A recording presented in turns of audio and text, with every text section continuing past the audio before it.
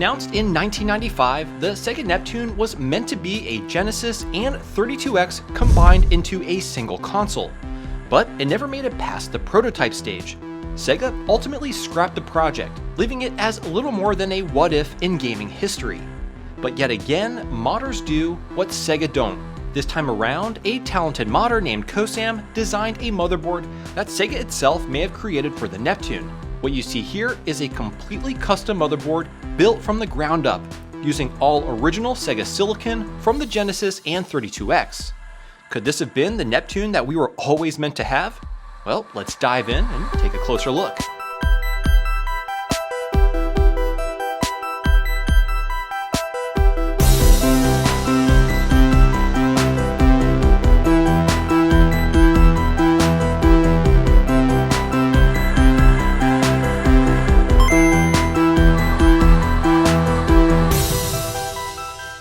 Hey everyone, how's it going? My name is Tito and welcome to another episode of Retro Renew.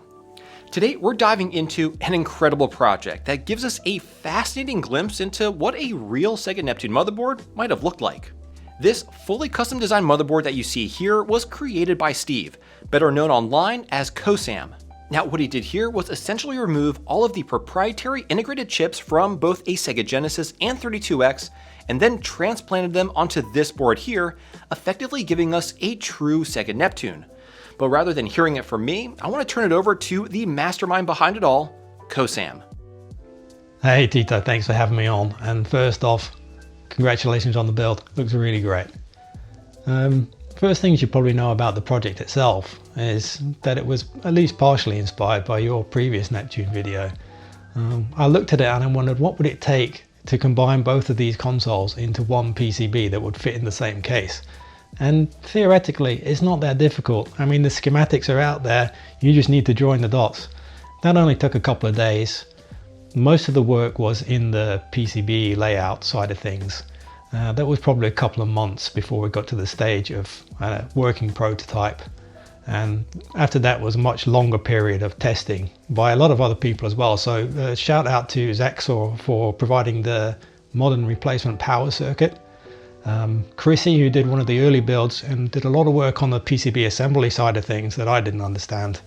The rest of the board folk team as well all chipped in, especially Leo, Simon, Ian, Dennis. Big thanks to them for helping out. Awesome. Thank you, Steve, for giving us the background behind the project, and also a huge thank you to all those who helped you along the way.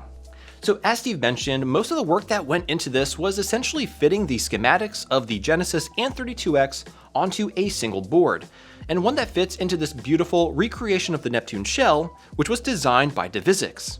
Now, I actually covered a different Neptune build in a previous video, which basically took a Model 2 Genesis and 32X and essentially stuffed their respective boards into a Neptune shell. That was a great project from both Longhorn Engineer and PCB Assembly 99. But while that functionally gave us a Neptune, COSAM's approach to the project is one that seems true to what Sega would have actually done, which is create a completely custom motherboard where both the Genesis and 32X circuitry could be combined. Alright, so in this video, I'm going to showcase all the parts I used for COSAM's Neptune project. Then I'll show you how this build all came together in excruciating detail, go over all of its features, review the pros and cons, and of course provide you with my overall thoughts. So at the center of this project is of course COSAM's custom Neptune board. This board will hold all of the custom ICs from both the Genesis and 32X, along with many other components. The board also features a custom power circuit designed by Zaxor, another familiar name on this channel. Now, my particular board has come pre-populated with all of the tiny passive components that are readily available and don't need to be pulled from the Genesis or 32X. This will make the build quite a bit easier, and I have to give a huge shout out to Chrissy for sending this one over. Next up, you obviously need a working Model 2 Sega Genesis as well as a 32X. Huge shout out to Bob of Retro RGB for sending these over. And finally, if you want to complete the full Neptune aesthetic, you can pick up one of these Neptune shells designed by Divizix. While COSAM's board does fit into a Model 2 Genesis shell, I highly recommend using a 3D printing service for a high quality print of the Neptune shell itself. Speaking of which, this brings me to the sponsor of today's video, PCBWay. If you have an idea for a new mod or want to assemble an open source project, PCBWay provides you with the tools to make them a reality. From 3D printing services in an array of materials, all the way to other services like CNC machining, injection molding, and of course PCB and flex ribbon fabrication. So when it comes to taking your retro mods to the next level, PCBWay is the place to make that happen. Check out the link in the description for PCBWay to get $5 off your first order, and again a huge thank you to PCBWay for sponsoring this video. Alright, with that out of the way, let's get to putting this Neptune together because it's going to be a long and tough project. Alright, so to start things off, we're going to first completely tear down the 32X to access its two main circuit boards.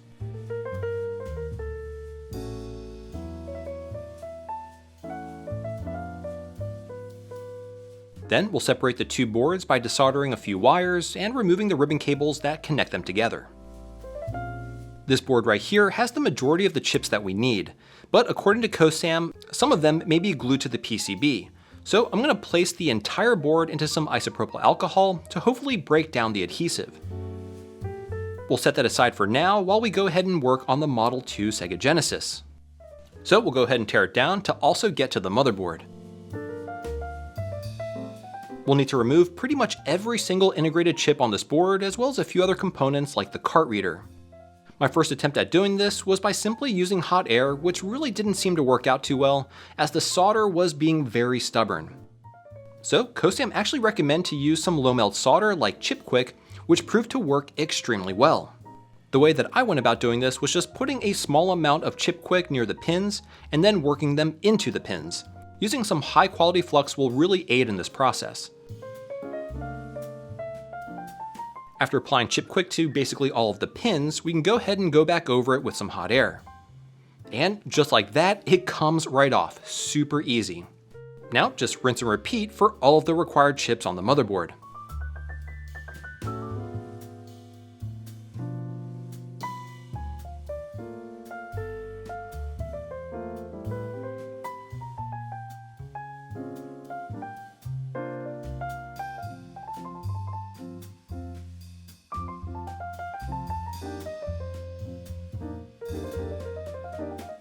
Alright, so these are all of the chips removed from the Genesis. I actually went ahead and labeled them, which will help keep me organized when I go and install them onto the Neptune board. Now, like I mentioned earlier, there are quite a few other components that we need to pull from the Genesis, so let's go ahead and do that now.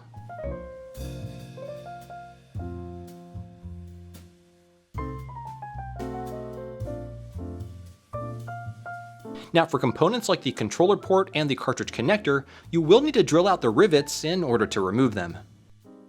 Now, while you're watching me remove all of the components on the Genesis, I'd like to take some time to let you know that I started a second channel. It's a more laid-back format where I dive into smaller mods, showcase cool products, share modding tips and tricks, and even showcase my personal retro collection. Last week, I unboxed the Chromatic, and this week I'm taking a look at a Switch 2 mockup that was sent to the channel. Patreon supporters get early access to these videos and the chance to submit questions, which I then answer within the video. So if that sounds like something you'd enjoy, definitely check out the channel, which I have linked down below, and perhaps consider joining my Patreon. Anyway, that's enough of that, let's get back to the mod.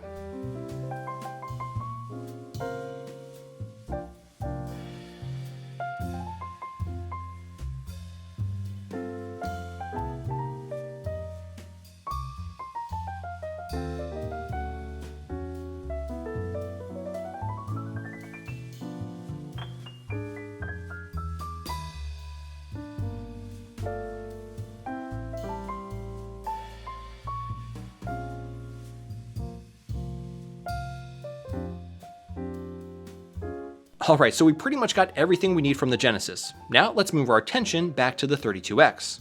After removing our 32X board from the IPA bath, make sure it is entirely dry before working on it. And then we're going to go ahead and employ the same method of removal we used on the Genesis chips, which is basically using low melt solder and then some hot air.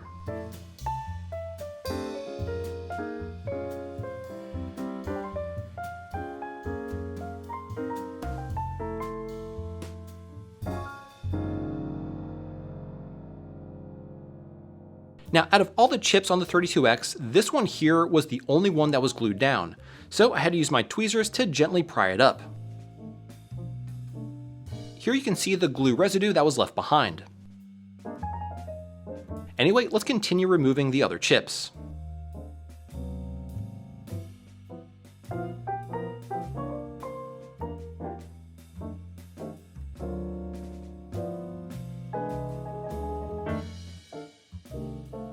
And here you can see all the chips that we had to remove from both the Genesis and 32X. I mean, man, that is a lot. Now, since we removed the chips using low melt solder, there's quite a bit of it remaining on the pins, as you can see here. So we need to go ahead and remove it. To do this, I place some tinfoil on my table to protect it, and then I tape the chip that I want to treat on the table so it doesn't move around. Once that's all set, I drop some no clean flux onto the pins, and then use solder wick to remove as much of the low melt solder as possible. When doing this, you need to be very careful to not bend the pins, as they're a real pain to bend back in place. Ask me how I know. And here's a little before and after so you can see what the clean pins look like after using this method. Anyway, rinse and repeat this process for all the chips that we removed. Now we can go ahead to start to populate the Neptune board. I'm going to start by first installing some of the power circuitry like the power port and the power switch. I then need to solder in IC801, which is a readily available buck converter. Once in, I need to plug the console to power to test the 5-volt rail to ensure we're getting 5 volts. And indeed we are. Next, I'm going to install IC510, which came from the 32X. Once that's in, I'm going to go ahead and test the 3.3 volt power rail. And everything is looking good so far. So now that we know that our power circuitry is good to go, let's start to install all of the chips. The way that I do this is I first ensure that pin 1 is properly oriented. Then, after ensuring all the pins are perfectly aligned, I tack one pin in on each of the 4 corners, and then lastly I'll go ahead and solder all the other pins, making sure to avoid any bridging.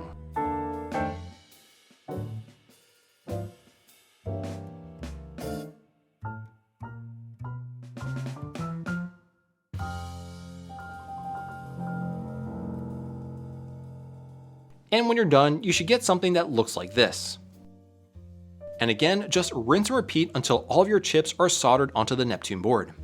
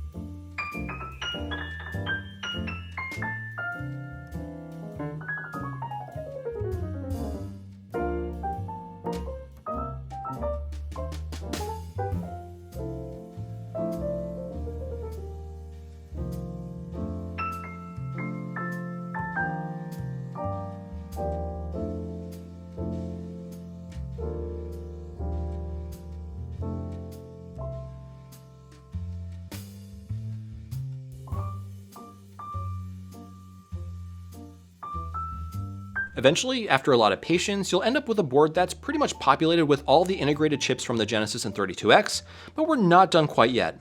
Now we need to do the bottom of the board. Most of these are RAM chips, which are much easier to solder. And this is what the bottom should look like once completed. Now we can go ahead and solder in all the other parts like the reset button, AV port, cart connector, etc.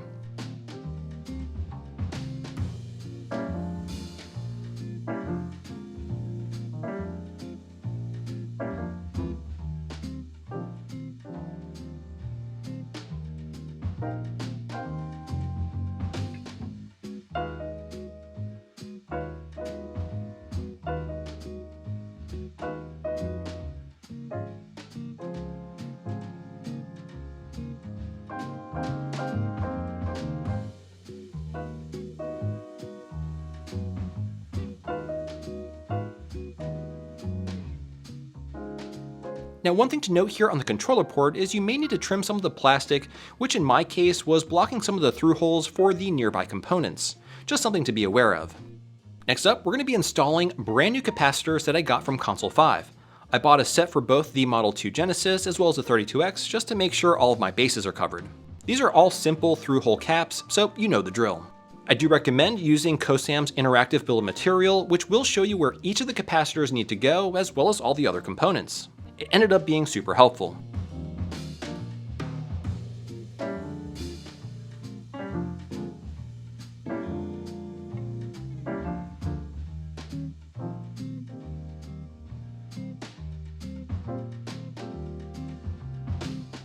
Also, be aware that some of the caps need to be laid down flat onto the board and are indicated as such by the silk screening. Alright, so far so good. This is really coming together. Now, since I don't have the region selecting chip IC701, I do need to manually wire the Neptune for North America. This particular configuration is NTSCU with the English language selected. And since we are making a North American unit, we need to get rid of the 3 PAL capacitors at C9, 10, and 11.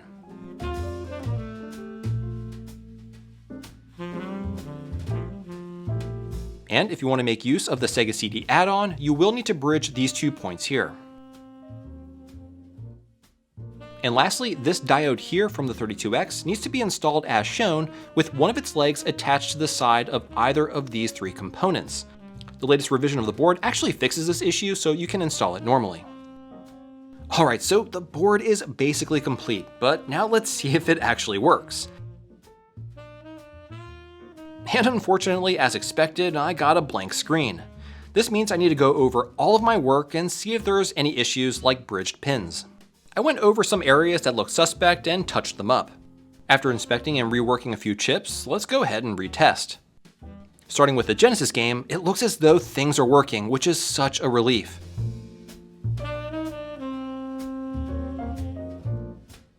Now let's try a 32X game.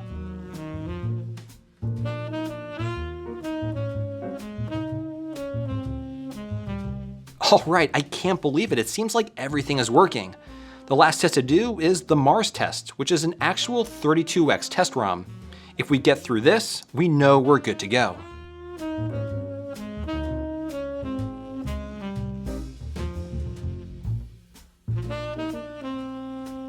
Awesome, this Japanese text at the end of the test means we passed, so our board is fully functioning. So let's go ahead and wrap this project up. Now, when I attempted to install the motherboard into the shell, I ended up breaking 2 screw posts, and that's because the holes are just way too narrow.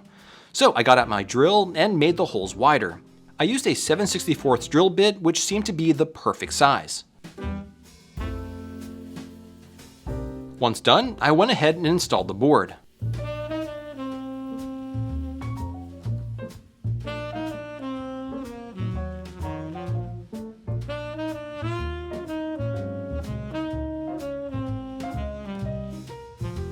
Unfortunately, the upper RF shielding doesn't fit since I did use the Neptune button locations on the motherboard. Now when it comes to the upper shell, I installed the Genesis cartridge throat and flaps as these fit and work perfectly. And in order to get these buttons to work, I do need to 3D print some posts so they can reach the buttons. These 3D models can be found on COSAM's GitHub page.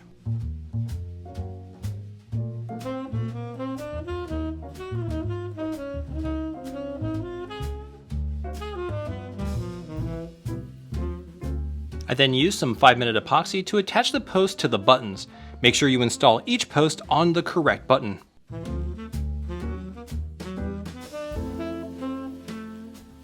I then went ahead and glued the LED light pipe and fascia to the shell while the buttons are curing. And after installing the power and reset button, we can go ahead and button it all up.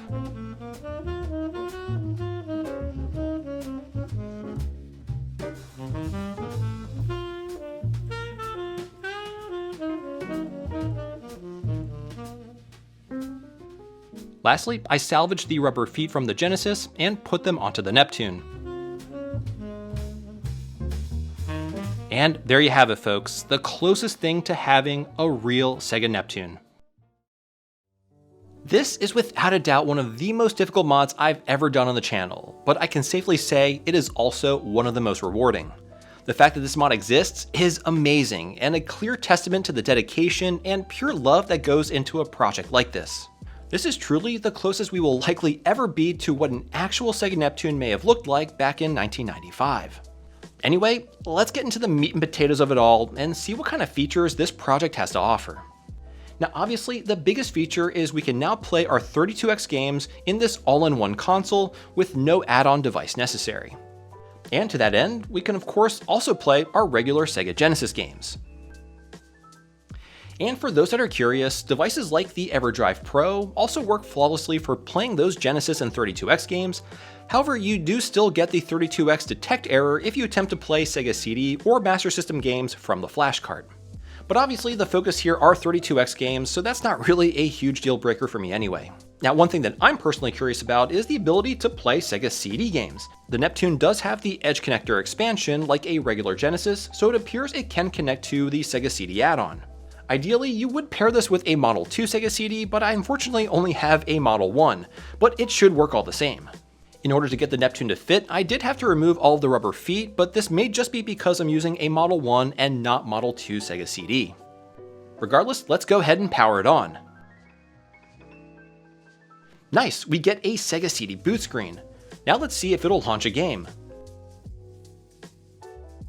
And sure enough, it loads right up. Now, where the Neptune, in my opinion, would really shine is if we can play these unique Sega CD games that take advantage of the 32X hardware. These were shockingly called 32X CD games, and there's just a handful of them out there. The only one that I have is called Fahrenheit, a motion video-based game which is a common genre on the Sega CD and other CD-based consoles of the time. So let's see if it'll play. And would you look at that, it boots right up. So these games, like I said, take advantage of the additional processing power as well as the expanded color palette of the 32X to make the motion video sequences look better. And as you can see here, side by side, it's a night and day difference when it comes to the original Sega CD version of the game versus the 32X CD version. Alright, so this thing functions exactly as one would expect a Neptune would if Sega actually released it. Now there are several enhancements that COSAM's Neptune has that a retail version from Sega likely would never have come with.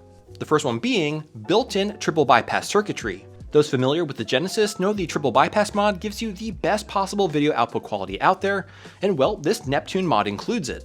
Additionally, it comes with a modern power circuit designed by Zaxor, which requires a 9-volt power supply rated for at least 1 amp. I'm actually able to get away with this stock Model 2 Genesis power supply that's only rated at 0.85 amps. And the other feature that this modern Neptune has is the ability to switch regions if you installed the PIC16F chip, but I unfortunately didn't have one for this install, so this particular Neptune is locked to the North American region, but it can always be added later on.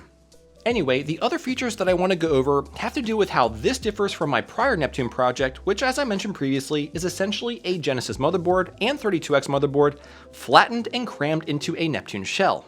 Now, most of these improvements are superficial, but still worth mentioning.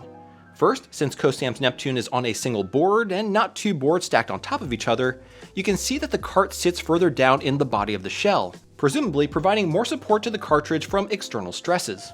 Additionally, along with the single board design, we have far more clearance for usable cartridge dust flaps. In fact, I'm using the original Model 2 Genesis flaps, which work perfectly despite some minor gaps with the Neptune shell. My previous version had this simple dust cover that I need to remove every time I want to insert a game. And really, those are the primary features of COSAM's incredible Neptune board. Pretty remarkable. But now, let's get into the pros and cons. Starting with the pros, I have to say that I absolutely love the elegant single board design, which gives us probably the best representation of what a Sega-developed Neptune may have actually looked like. But I think the icing on the cake is that COSAM also integrated some quality of life improvements, such as the triple bypass circuitry for fantastic high-quality RGB video output, as well as a modern power circuit thanks to Zaxor. The inclusion of these only add to what's already an incredible project. Additionally, while we do take essentially all the parts from a Model 2 Sega Genesis and a 32X, this build is technically reversible. Although if you go through all the trouble of making one of these, I'm not sure why you would ever want to go back. And lastly, the fact that this is an open source project just makes it all the better. You can tell that this is a passion project that COSAM wanted to share with the world. I mean, now anybody has the ability to make one of the most unique, coolest consoles out there. But at what cost? This brings me to the cons, so let's go over those. Now the biggest con, without a doubt, is the sheer amount of work required to build one of these.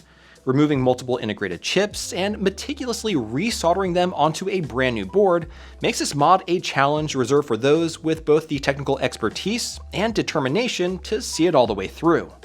And I say this with absolute conviction: if you're unsure of your soldering skills, do not attempt this mod. But if you're ready and willing to do this mod, there's also the financial cost to consider.